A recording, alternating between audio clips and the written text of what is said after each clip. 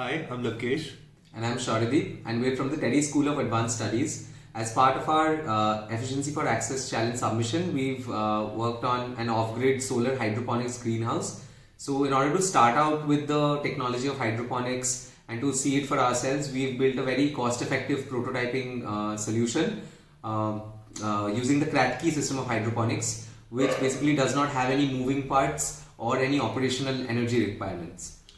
So we're now 50 days into the growth cycle, and we've faced sub-zero cold temperatures, rainfall and hailstorms here in Delhi, but the plants have survived.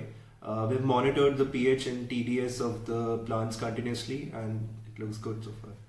So the test we've controlled so far is been in an uncontrolled environment, but we've been working on several climate control parameters like light, temperature and humidity.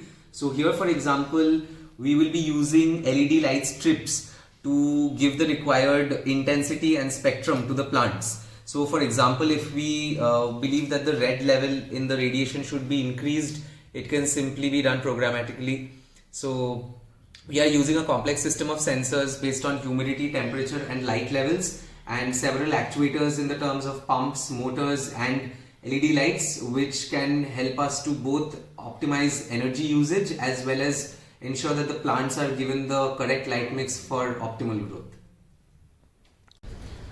So we have planted different varieties of lettuce here on a shelf that we covered with bubble wrap so that it remains protected from the wind and light can enter as well. So we planted seeds in a mixture of coco peat and some lacquer clay pebbles and filled it into these tubs. You can see the roots coming out, and there's a network of roots here. These were planted much later. We have a healthy batch coming in right here. So it's good progress. You can see water levels have gone down as well. So the next steps after this would be to build another scalable structure of this, which has pipes running along and then plants at individual intervals of these pipes. So that is a nutrient film technique that we are about to do next, and this was mainly a stress test with no climate control. So the greenhouse that we are about to build next will be powered by a series of solar panels with battery storage.